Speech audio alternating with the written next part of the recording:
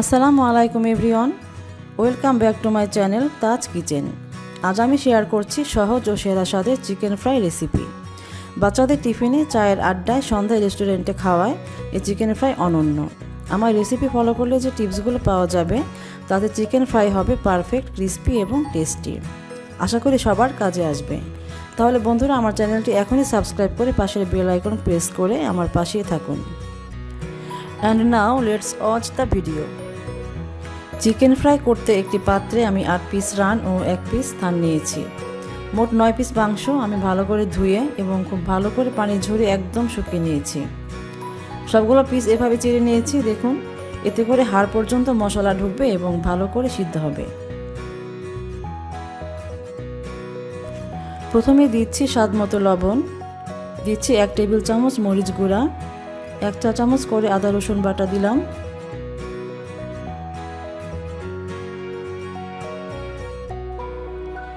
দিচ্ছি 1 চা চামচ ধনিয়ার গুঁড়া, 1 চা চামচ গরম মশলা গুঁড়া, হাফ চা চামচ দিলাম রাঁধুনি গুঁড়া, এটা আপনারা স্কিপ করতে পারেন।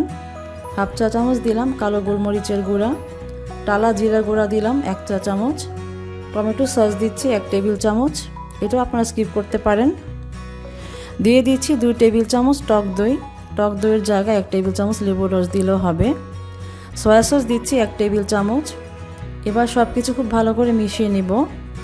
একটু সময় নিয়ে যত্ন করে এভাবে কষলে মেশাবেন, তাহলে মশলা মাংসের ভেতর ভালো করে প্রবেশ করবে এবং লবণটা হাড় পর্যন্ত ঢুকে যাবে, ফলে ভাজার পর হাড় সহ খাওয়া যাবে। আমি 30 মিনিটের মতো ম্যারিনেটের জন্য রেখে দিচ্ছি। হাতে সময় কম থাকলে এখনই চালের গুঁড়া ও কর্নফ্লাওয়ার মিশিয়ে ফ্রাই করা যাবে, তাতেও টেস্ট কমবে না।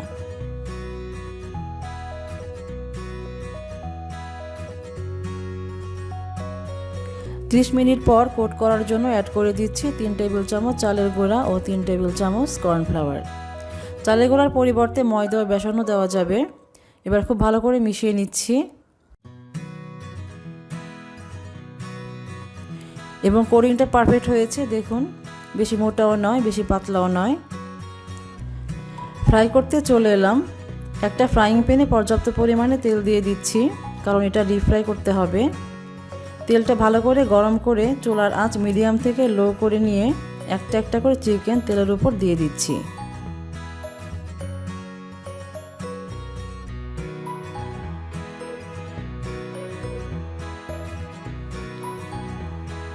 নিচের সাইড কিছুটা হার্ড হয়ে এলে উল্টে দিচ্ছি। এভাবে সব সাইড উল্টে পাল্টে গোল্ডেন ব্রাউন করে নিব। পুরোপুরি ডিপ ফ্রাই হতে 20 থেকে 25 মিনিট সময় লাগবে। কোনোভাবে তাড়াহুড়া করা যাবে না। ভালো করে ফ্রাই না হলে অনেক সময় খেতে গিয়ে চিকেনের হাড় থেকে ব্লাড বেরিয়ে আসে, যা কারোই কাম্য নয়। তো সবগুলো চিকেন গোল্ডেন ব্রাউন হয়ে গেছে। আপনারা দেখতে পাচ্ছেন মাংসগুলো হাড় থেকে সেপারেট হয়ে গেছে, অর্থাৎ পারফেক্টলি ফ্রাই হয়ে গেছে। একটা কাঁটা চামচ দিয়েও চেক করে নিচ্ছি, চামচটা ইজিলি মাংসে প্রবেশ করেছে। আমি তেল ঝরিয়ে নামিয়ে নিচ্ছি।